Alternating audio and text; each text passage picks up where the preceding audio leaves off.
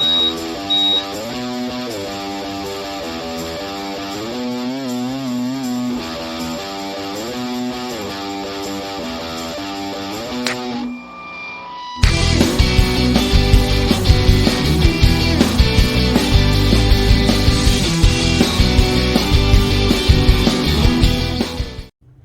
everyone, welcome back to another video, and we are continuing our series on epidemiology today, talking about incidence versus prevalence. And if there's nothing else that you take away from my epidemiology series, I hope that it's this video, because these concepts are definitely a cause for miscommunication between lay people, the scientific community, and the CDC, especially in today's climate, because a lot of people think that they can interpret these stats when there's actually a lot of context that goes into these, especially because incidence and prevalence can very easily be mixed up, and this is how we evaluate disease and its effect on populations at a certain time.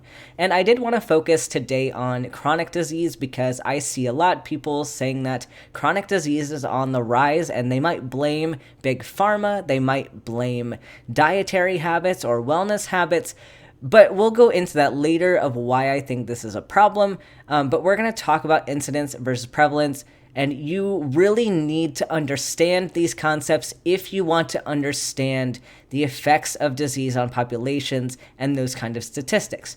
So, going into this, the first term we have is incidence. And incidence refers to the number of new cases per unit time. So this is new cases. So let's say we have tuberculosis. And I know I've used tuberculosis a lot. It's the first thing that came to my mind.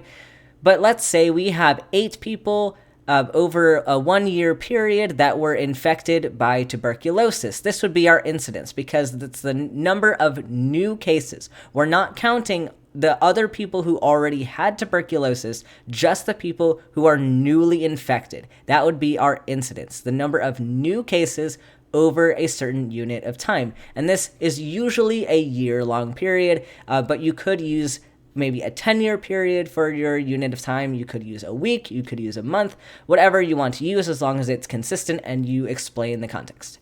So the next term is prevalence. And prevalence refers to the number of total cases in a population at a certain time. So let's say the year of 2012, and we had those 8 new cases of tuberculosis, but we already had 30 people who had an infection already. So you add those two together, you'd get the prevalence. So everyone who has a case of that disease at a certain time, so that would include both those people involved in the incidence, so all of the new cases and all the people who already had a case before. Those would all be the prevalence. And I think there's a better way to explain this, especially for people who like to learn visually. I like to use this example of a bathtub.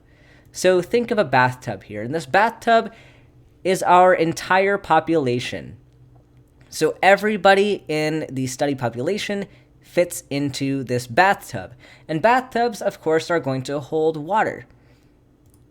So the water that's already in the tub is our prevalence. So this is going to include all of the water that was already in there, and it's also going to include all the new cases, which would be explained by the faucet. So when we have a bathtub, we add new water from the faucet, and so this explains the new cases. Let this water represent the incidence and all of the new cases entering the bathtub, but by the time that these new cases enter this pool of water, they both become the same pool of water in the same bathtub. So that would be the prevalence. Everybody who has a case of this disease at this time would be in this body of water here, and therefore would be the prevalence. So notice how about half the population in this case is not part of the water. You still have part of the bathtub that is not filled with water. That would be the healthy population. So out of the entire population, this bit with the water in it is the prevalence. And every case, no matter what it is, every case has to resolve somehow. So how do we get resolution? How do we account for this in this model? Well, there are 2 ways. You can either have a drain, because every bathtub that I've seen has a drain in it for water to leave, and this would be mortality. So, of course, people who are not living anymore, we don't count them in the diseased population. You need to be living to be counted in a diseased population. So the people who die, the water, in this case, is going to leave the bathtub. It is no longer part of this prevalent population, and this would be mortality. Another way is this evaporation here. Some of the water evaporates off. This would be recovery because they are no longer in this water. They are now part of the air above it. That would signify them leaving the prevalent population, moving into the healthy population. So you have kind of this movement. You've got people coming into the bathtub who are getting the disease, people staying in the bathtub who have had the disease for a while, and then you have some people leaving the population either by recovery or by mortality. And I think I really like this way of explaining things. But let's do a couple of examples because I really want to think through this. And especially, why do we care? Why do we care about incidence and prevalence? Why can't I just look at a study, read off some numbers, and just know where they fit? Because this is very context dependent. And we're going to bring up this chronic disease example. So I really want you to think about these questions. If medicine keeps people with chronic disease alive longer, how would prevalence be affected? I'll give you a second pause here if you'd like to think through this problem, and then we're going to go over it together. So if we have a certain population, we've got our total population of people, and we have fewer people dying of chronic disease. So we're keeping them alive. We're using medicine to keep these people alive longer. They are not leaving this population via mortality. So they're going to be staying in this population of the water or in the prevalence. So your prevalence is actually going to go up. And this is a great example of where our outcome might not match what many people think it would be. Because we do have a higher number of people than with chronic disease. This prevalence is high, but that's because they're not leaving due to mortality. They're not dying. We're keeping them alive in this living diseased population. And sure, it would be great if everybody could recover from these diseases, but that's not always possible. So our victory in this case is keeping people alive who would have died from these chronic diseases. And in doing that, we are increasing the prevalence of the disease. So this just shows that just because something has a high prevalence doesn't mean that that is a negative outcome. This is actually a desired outcome to have the prevalence increase.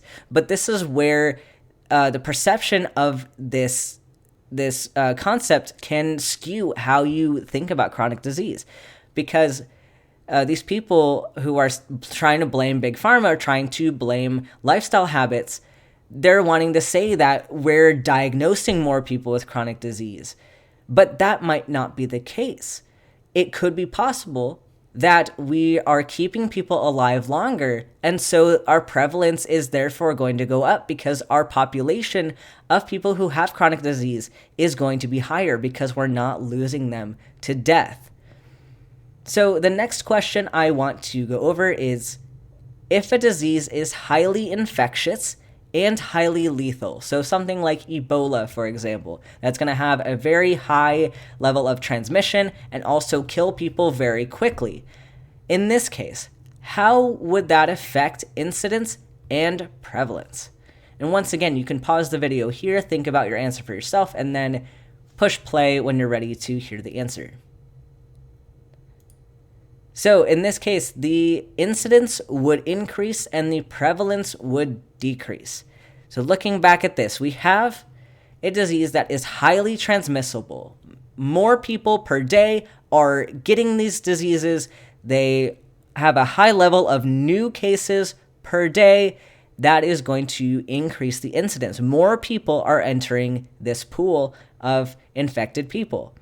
But then the prevalence is going to go down because you have people that were in this pool that are now leaving at very rapid rates due to death. So your prevalence is going to go down, your incidence is going to go up.